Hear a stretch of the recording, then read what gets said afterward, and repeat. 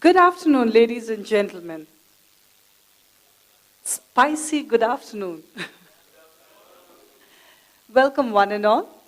Today, we have the fourth generation of our Kantari participants graduating from here.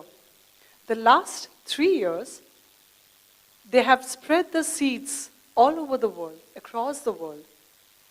And this year, we have real fiery participants, fiery as a Kantari.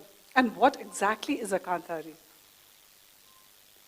It's a spicy chili. It's a small chili that makes a difference, a huge difference. You see it growing wild in every backyard. You bite it, it burns you. It's hot.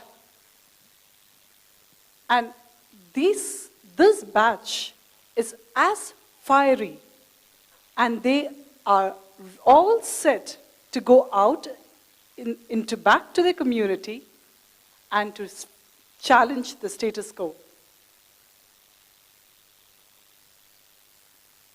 I would like to introduce you to our panelists who are seated here. But before that, I want to tell you that our dream speeches for this year has been divided into 3 broad categories: beauty of blindness, community development, and innovative and social entrepreneurship. What's beauty of blindness? Well, the mainstream society here thinks blindness is darkness.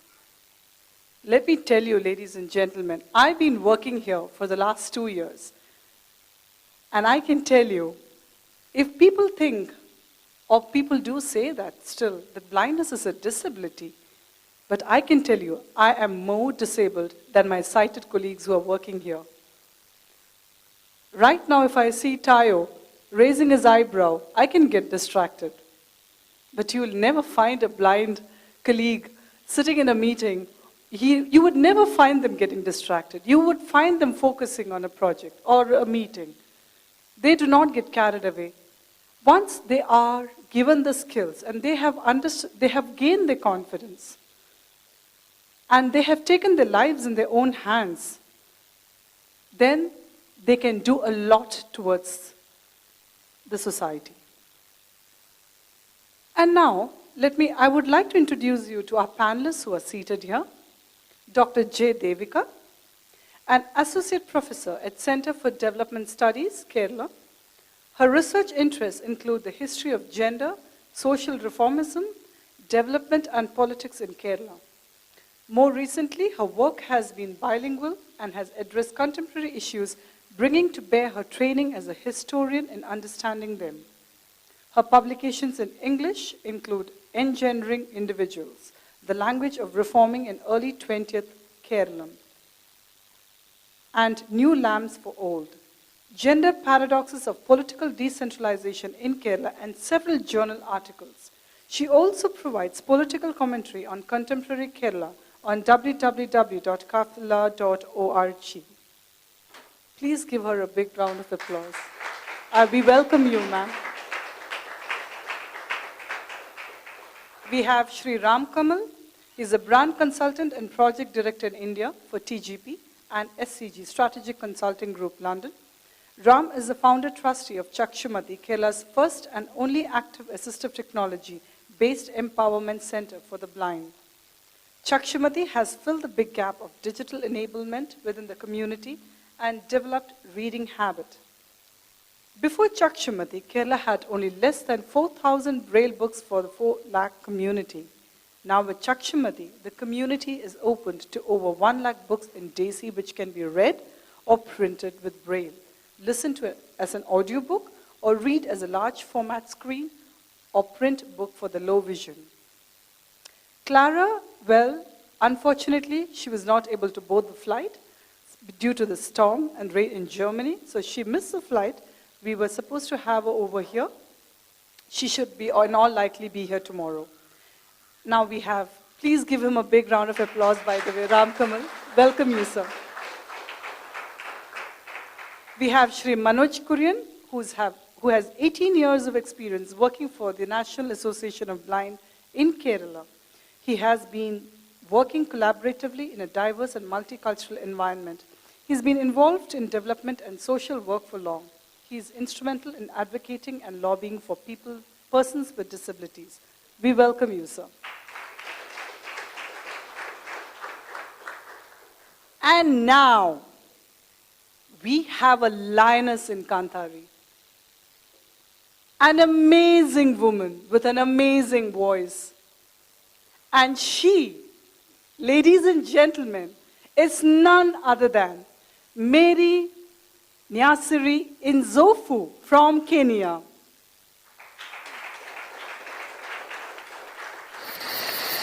NJIA is the way to reach our destination.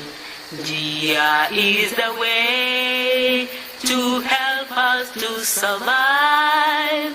NJIA is the way to active celebration. Let's join hands and dance together, make us feel alive. Lucky enough, one of my cousins visited, and he found me in this condition. During this time, he took me back to my parents. Though I managed to go back to my parents, we were still caught up in poverty. It was hard for me to go to school. It was hard for us to afford a meal. So I used to wonder what is happening to me. But during this time, through determination and the help of friends, I managed to finish my primary, secondary, and eventually my college education. During and after my college is when I worked with organizations that works with the blind. And at this time, I interacted with blind women and girls. They shared their stories with me. For the purpose of their confidential matters, I'm going to change, I have changed their names I've changed their names. The first one was Naomi. Naomi was born blind. And according to their culture, when you are born blind as a firstborn child, you are looked at as a bad omen. You are looked at as an outcast. So when she was born blind, this meant that she was not supposed to live, but to die. And whose mistake was this? This was her mother's mistake. So the mother was sent away, and the father married another woman. The father and the new wife, they tortured Naomi. They neglected her. They made her suffer. They stabbed her so that Naomi could die. But lucky enough, she didn't die. She lived on.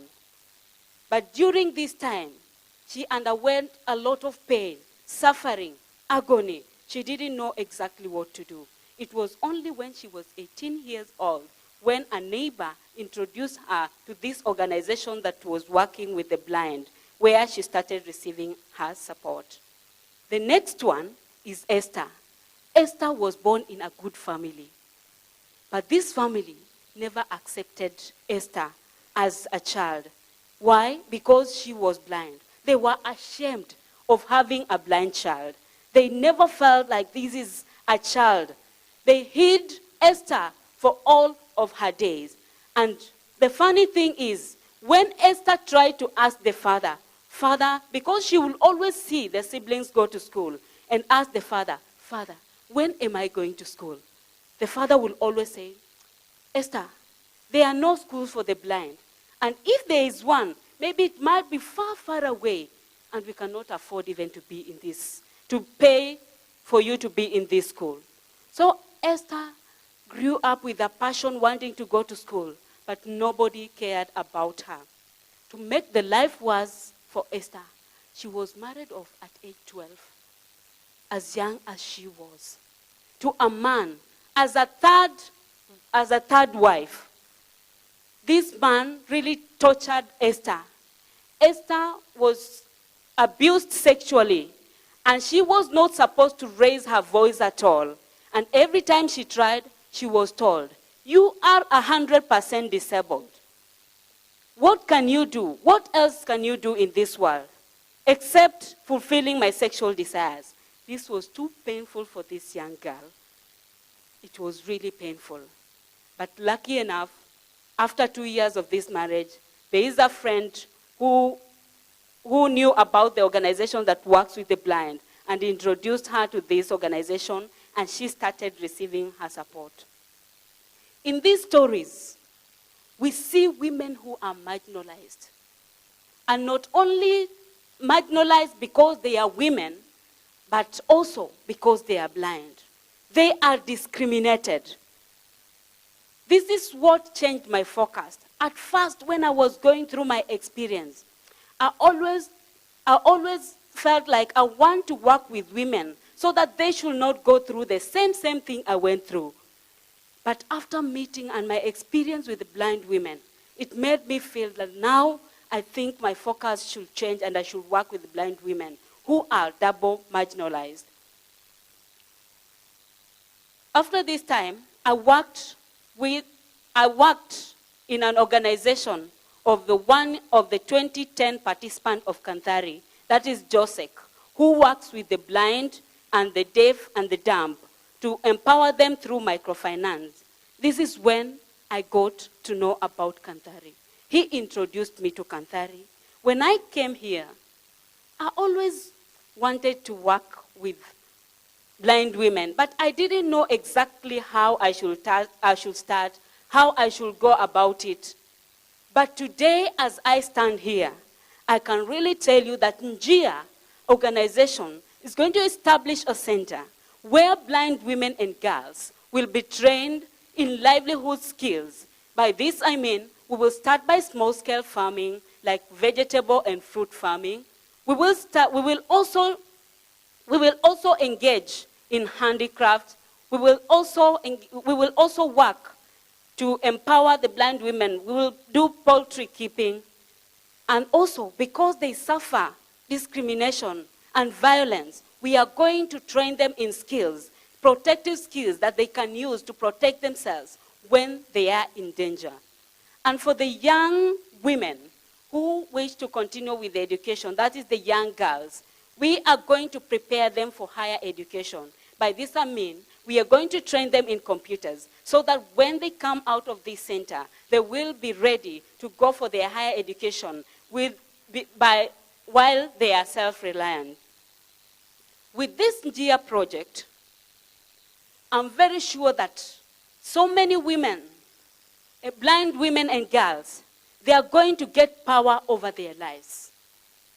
They are going to become self-reliant and have respect in the community. That they are going to have a voice in decision-making on matters that concerns their life. With this project, I envision a Kenya where blind women and girls will choose and do what they want to do in life without any restriction from anybody. Why? Because they will be empowered to do what they want to do in life. Because we are going to give them a way to find, they are going to find their way and do what they want to do in life. In my journey, there are 3 things that I have learned. Poverty pushes people down. Harmful traditions pushes people down. Empowerment is what people need to overcome adversity. And that's why NJIA is the way. NJIA is the way to reach our destination. NJIA is the way to help us to survive. NJIA is the way to active celebration. Let's join hands and dance together, make us feel alive. Hey, NJIA is the way to reach our destination. NJIA is the way to help us to survive. Take a chance and strive for women's liberation. NJIA is the way to make us drive. Let's sing together now. NJIA is the way to reach our destination. NJIA is the way to help us to survive. NJIA is the way to active celebration. Let's join hands and dance together, make us feel alive. Hey, NJIA is the way to reach our destination. NJIA is the way to help us to survive. Take a chance and strive for women's liberation. NJIA is the way to make us drive. Thank you.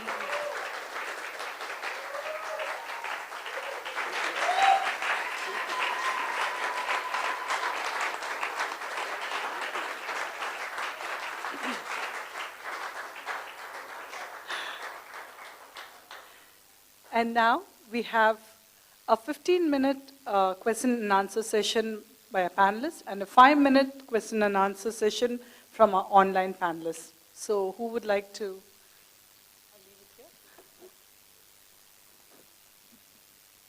Wonderful, Mary. I'm going to ask you a question which is I'm trying to be the devil's advocate.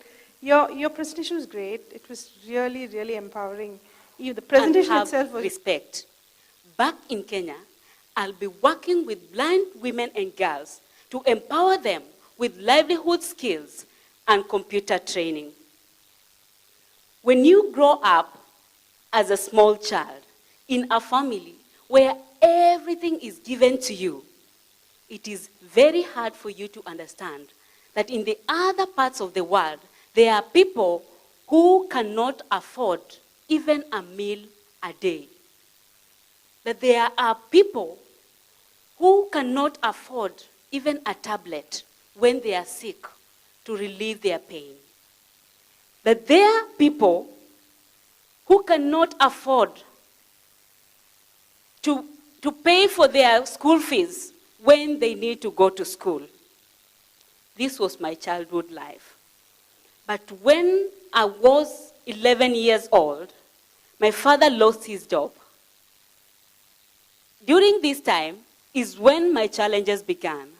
I was sent to the village to stay with my grandparents. At this time, we stayed for days without food. This was unusual for me. I found it strange. I was more often at home than in school. This was something difficult for me to understand. At age 12, I was almost married off without neither my knowledge nor my parents' knowledge. At this time, I felt like the world had turned his back against me. To make the matters worse, I became sick